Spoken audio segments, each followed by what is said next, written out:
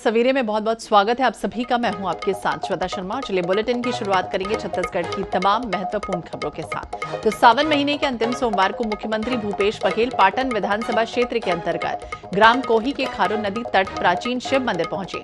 उन्होंने यहां पर स्वयंभू शिवलिंग पर जलाभिषेक कर पूजा अर्चना की और प्रदेशवासियों की सुख समृद्धि और खुशहाली की भी कामना की।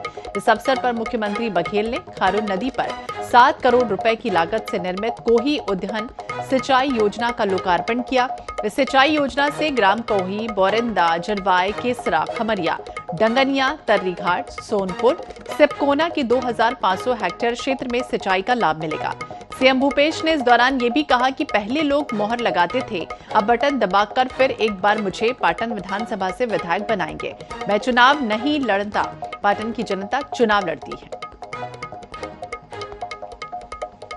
सोमवार और कोही में हर साल कांवरिया लोग आते हैं और हर सोमवार में बड़ी भीड़ होती है और आखिरी सावन सोमवार के कारण से विशेष यहाँ कार्यक्रम हुआ और मैं भी हर साल यहाँ आता हूँ और भोलेनाथ का आशीर्वाद प्राप्त भी करता हूँ और जितने श्रद्धालु आते हैं उनसे भी मुलाकात होती है।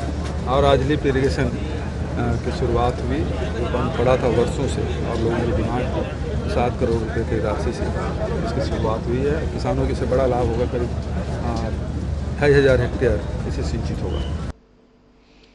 तो मुख्यमंत्री भूपेश बघेल ने एक बार फिर भाजपा पर जमकर निशाना साधा है। भाजपा के आरोपों पर पलटवार करते हुए मुख्यमंत्री ने कहा कि छत्तीसगढ़ में कानून का राज है। 5 साल पहले प्रदेश नक्सल समस्या से जल रहा था।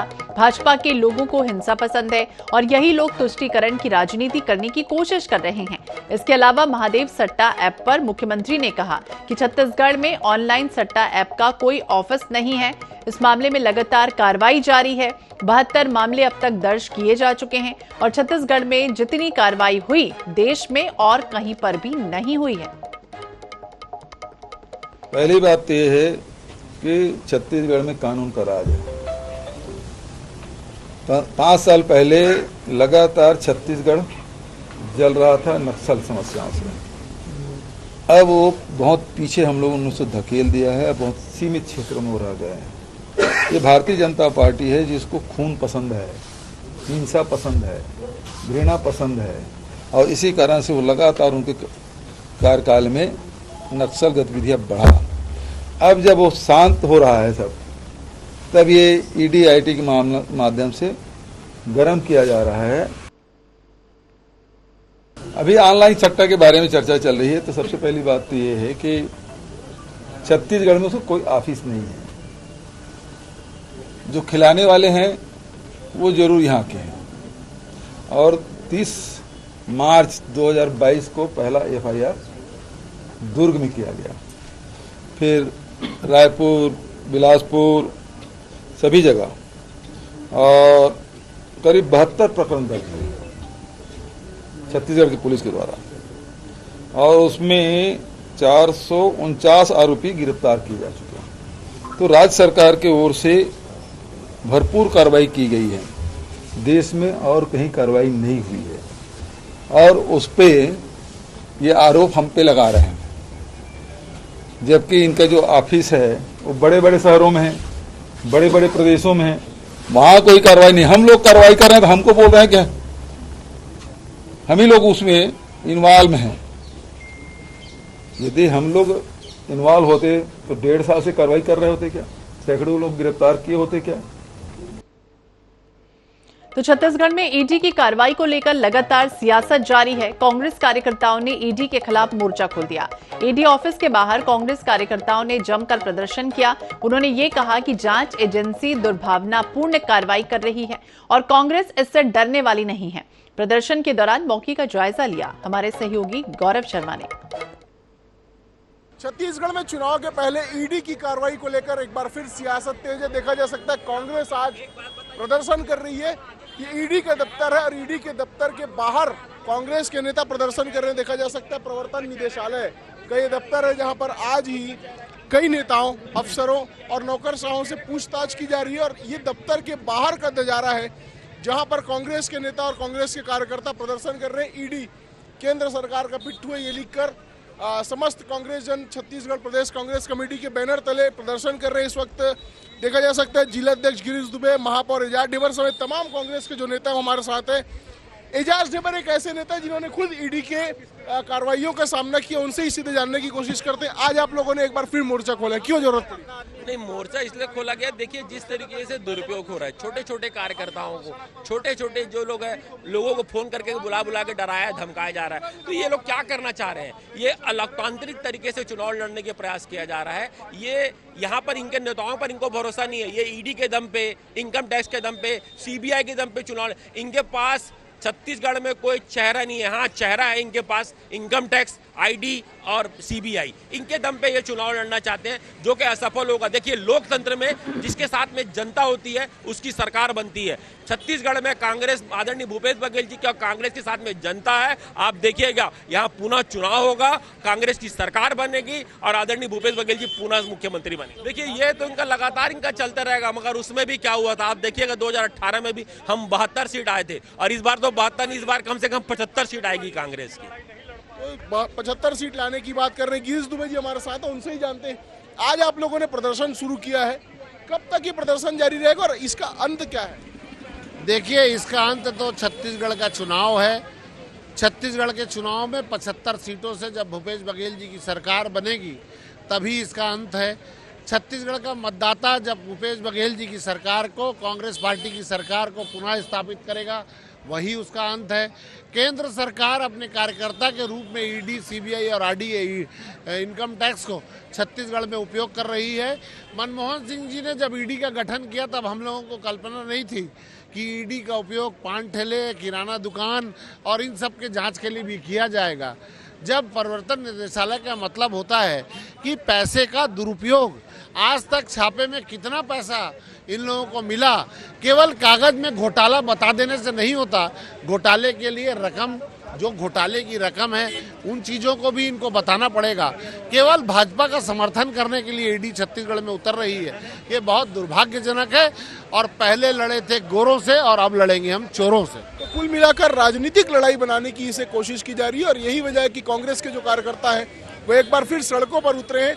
और ये जो धरना है इसको अनवरत जारी रखने की बात भी कांग्रेस के नेता और कार्यकर्ता कह रहे हैं और लगातार ईडी के खिलाफ, ईडी के दफ्तर के सामने ही प्रदर्शन किया जा रहा है। कैमरामैन अरुण कुमार साहू के साथ गौरव शर्मा, -24/7 रायपुर।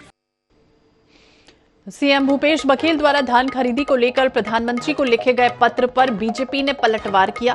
प्रेस कॉन्फ्रेंस में भाजपा प्रदेश महामंत्री ओपी चौधरी ने कहा कि सीएम ने चिट्ठी से स्वीकार कर लिया कि केंद्र का चावल उपार्जन में कितना अहम योगदान है। एफसीआई के वेबसाइट में लिखी हुई लाइन अगर गलत हो तो कांग्रेस शिकायत कर सकती है। उन्होंने ये भी बताया है कि 2017 से 18 में सेंट्रल पूल में 24 लाख मीट्रिक टन चावल खरीदा जाता था।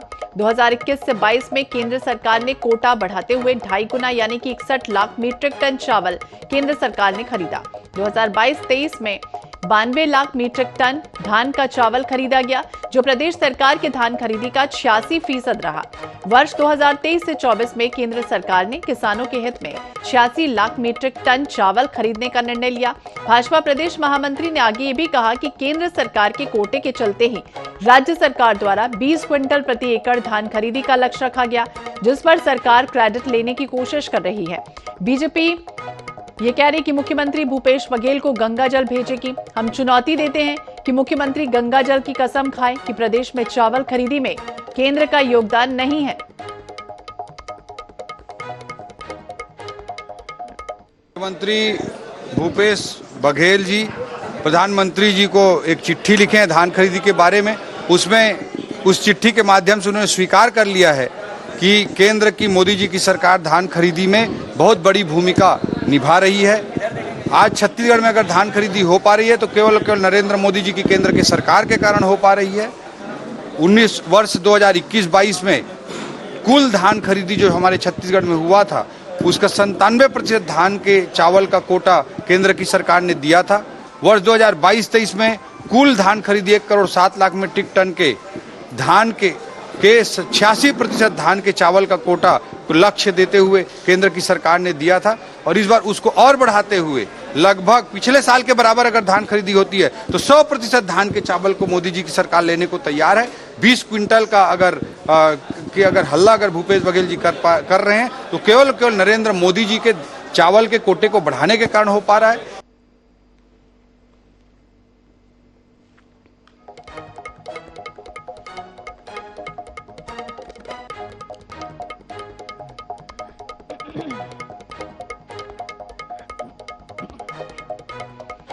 और इस बीच रायपुर से बड़ी खबर आपको बता दें, छत्तीसगढ़ आ सकते हैं केंद्रीय गृह मंत्री अमित शाह। 1 सितंबर को रायपुर आ सकते हैं अमित शाह। 2 सितंबर को बड़ी बैठक की तैयारी है। चुनावी तैयारियों को लेकर रायशुमारी होगी। बीजेपी के राष्ट्रीय संगठन महामंत्री बीएल संतोष भी रायपुर आ सकते हैं। बड़ी खबर आपको बता दें, 2 सितंबर को बड़ी बैठक की तैयारी है बीजेपी की और चुनावी तैयारियों को लेकर रायशुमारी चर्चा। और इस बीच खबर यह भी है कि छत्तीसगढ़ आ सकते हैं केंद्रीय गृह मंत्री अमित शाह। 1 सितंबर को रायपुर आ सकते हैं अमित शाह। स्वप्निल गौरखेड़े ज्यादा जानकारी के लिए हमारे सहयोगी हमारे साथ जुड़ गए हैं। स्वप्निल, जिस तरह से बात करें चुनावी तैयारियों को लेकर, ये उम्मीद की जा रही है कि जल्द से जल्द पहुंचेंगे केंद्रीय गृह मंत्री अमित शाह।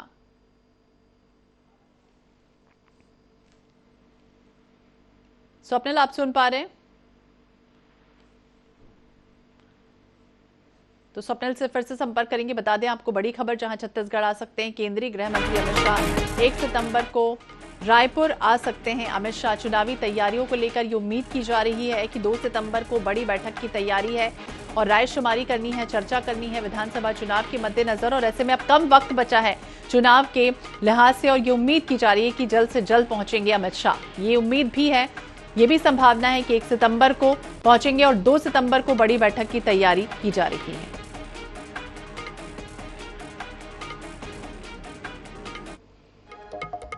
रायपुर से बड़ी खबर आपको बता दें, पाटन में जेसीसी-जे का कार्यकर्ता सम्मेलन आज होना है। 1 सितंबर को लोरमी में, 2 सितंबर को पेंड्रा में सम्मेलन आयोजित होगा। 4 सितंबर को पंडरिया में कार्यकर्ता सम्मेलन होगा। जीतने वाले प्रत्याशियों को टिकट दी जाएगी। क्षेत्रीय दलों से गठबंधन कर चुनाव लड़ेगी जेसीसी-जे। तो जीतने वाले प्रत्याशियों को, कैंडिडेट को ही टिकट दिया जाएगा। पाटन में जेसीसी-जे का कार्यकर्ता सम्मेलन आज होना है। 1 सितंबर को लोरमी, 2 सितंबर को पेंड्रा में सम्मेलन होगा। वहीं 4 सितंबर को पंडरिया में कार्यकर्ता सम्मेलन का आयोजन होना है और जीतने वाले प्रत्याशियों को ही टिकट दी जाएगी। और ये भी कहा जा रहा है कि क्षेत्रीय दलों के साथ गठबंधन किया जाएगा और चुनाव लड़ने जा रही है जेसीसी-जे।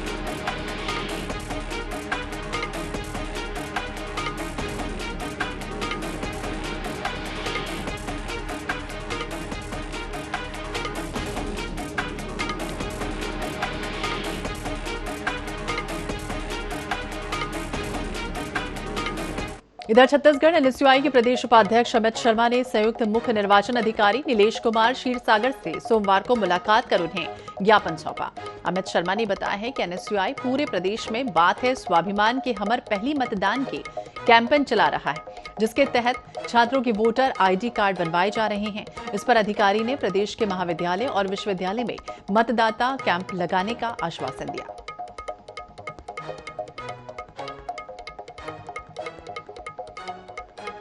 मांग है कि भाई निर्वाचन आयोग मरीन ड्राइव में वो लगा रहा है, कैंप लगा रहा है, बुढ़ातालाब में लगा रहा है, वहाँ कौन सा युवा जाएगा अपना वोटर आईडी कार्ड बनवाएगा।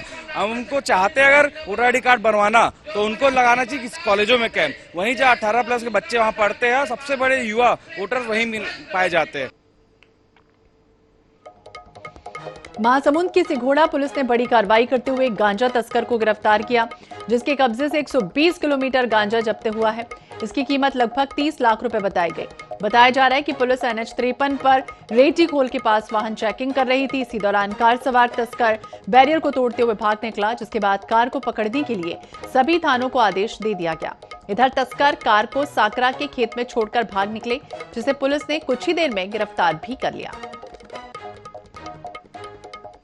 सिंघोड़ा जो हमारा रेहटी खोल का चेकिंग पोस्ट है, वहां पर चेकिंग के दौरान एक जो टाटा सफारी कार थी, चेकिंग को चकमा देने का प्रयास करते हुए तेजी से वहां से निकली है, जिसको लगातार आगे पीछा किया गया और इसको सागरा थाने के पास, हाईवे के पास रोका गया। उक्त गाड़ी को जो चला रहा था लड़का पुनीत पटेल, जो कि हरदासपुर रायबरेली उत्तर प्रदेश का रहने वाला है।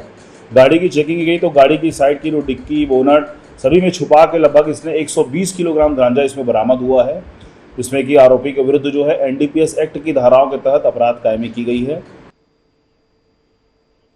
जांजगीर चांपा जिले की चांपा पुलिस ने रेलवे में नौकरी लगाने के नाम पर 36 लाख रुपयों की ठगी करने वाले 4 आरोपियों को गिरफ्तार किया। वहीं मामले का एक आरोपी पुलिस की गिरफ्त से बाहर है। बता दें, चांपा के रमेश मन्नेवार और महूदा गांव के अजीत कुमार ने थाने में लिखित आवेदन देकर चांपा के विधान बैरागी पुरुषोत्तम पटेल, भजन पटेल, वर्षा रानी शर्मा ने रेलवे में नौकरी लगाने के नाम पर 36 लाख रुपयों की ठगी करने की रिपोर्ट दर्ज कराई। चांपा पुलिस ने आरोपियों के खिलाफ अपराध दर्ज कर जांच की और चारों आरोपियों की गिरफ्तारी कर न्यायिक अभिरक्षा में भेज दिया। वहीं मामले का एक आरोपी अभी भी फरार है।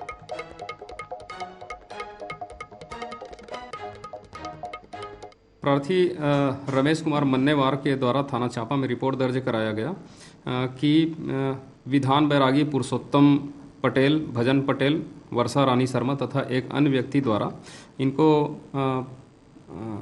रेलवे विभाग में नौकरी लगाने के नाम पर रमेश कुमार, रूपेश कुमार दोनों निवासी बालपुर से 22 लाख रुपया, इसी प्रकार महुदा निवासी अदीस साहू से 14 लाख रुपया ले लिया गया, किंतु आज दिनांक तक नौकरी नहीं लगाया गया है।